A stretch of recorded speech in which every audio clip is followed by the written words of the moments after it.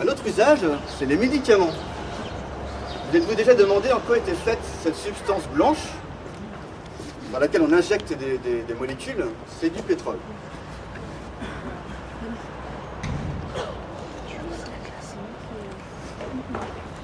Le bitume, avec lequel on fait de l'asphalte, et donc l'ensemble des routes.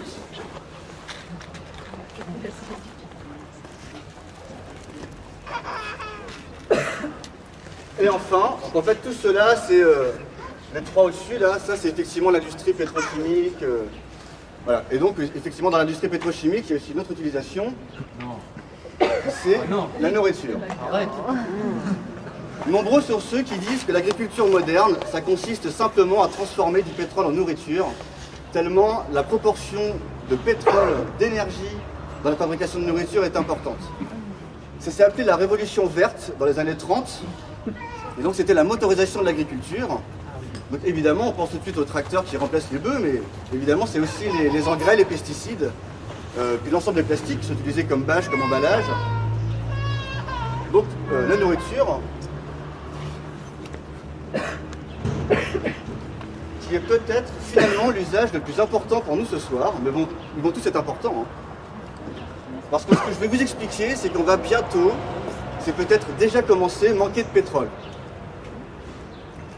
Donc ça veut dire que, au fur et à mesure que les années vont passer, ces différents usages vont nécessairement se réduire, puis finir par disparaître. Donc, comment imaginer un monde où il n'y aurait plus de camions, ou qui roulerait autrement qu'au pétrole, où on se chaufferait autrement qu'au fioul? Pour l'instant, un tiers des maisons en France sont chauffées au fioul.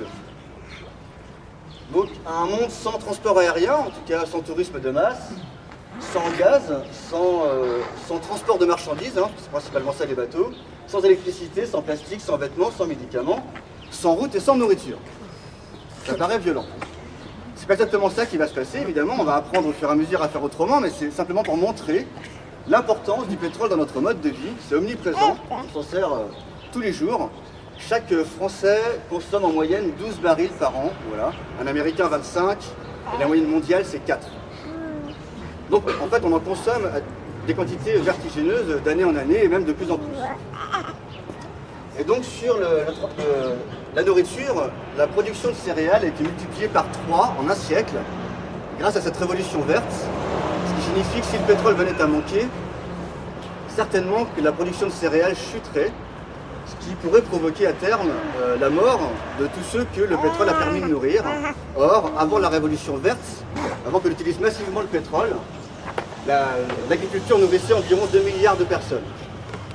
Donc si on ne fait rien, ça signifie la mort de 4 milliards 700 millions de personnes dans le monde si le pétrole venait à disparaître complètement de l'agriculture moderne. Donc évidemment qu'il ne va pas rien se passer, il va se passer de nombreuses choses, et c'est un peu ça dont je vais vous parler pendant cette conférence gesticulée.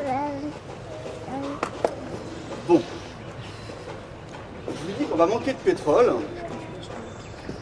C'est vrai et c'est faux.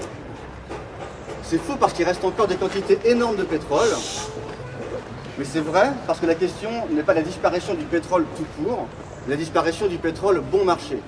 Donc même s'il reste beaucoup de pétrole et qu'il devient très cher, nous n'aurons plus les moyens d'utiliser l'ensemble de ce mode de vie constitué de toutes ces utilisations différentes.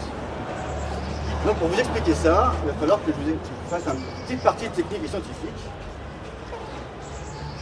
Alors pourquoi on va manquer de pétrole? Je vais d'abord commencer par vous expliquer comment se passe l'extraction du pétrole. Imaginez que vous avez ici une nappe pétrolière.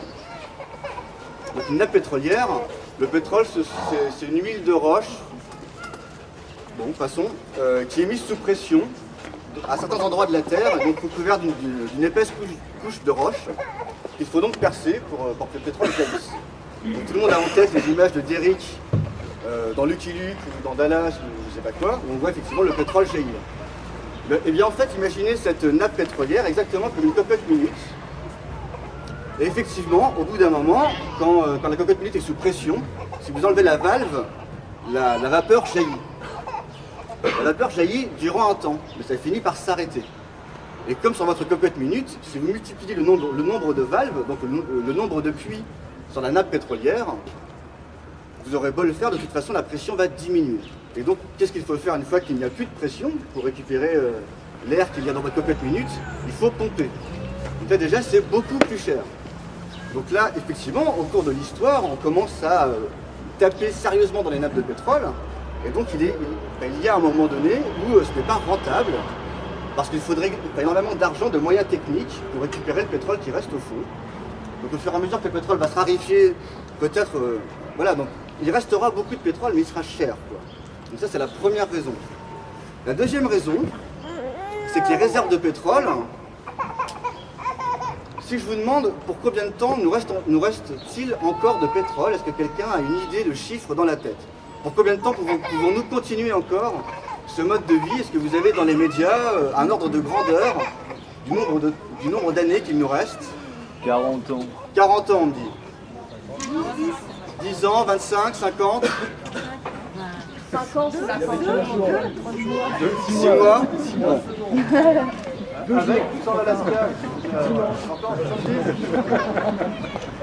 Généralement, les chiffres annoncés par les médias, quand ils en parlent, c'est pas souvent, c'est entre 30 et 40 ans. Alors pourquoi? C'est qu'ils ont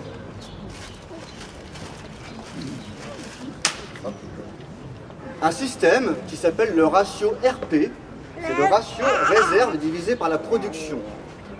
Tout le monde est à peu près d'accord pour dire qu'il reste entre 1000 et 1500 milliards de barils de pétrole sous terre. Les ordres de grandeur n'ont pas beaucoup d'importance, ce qui compte c'est le chiffre. Donc disons 1200.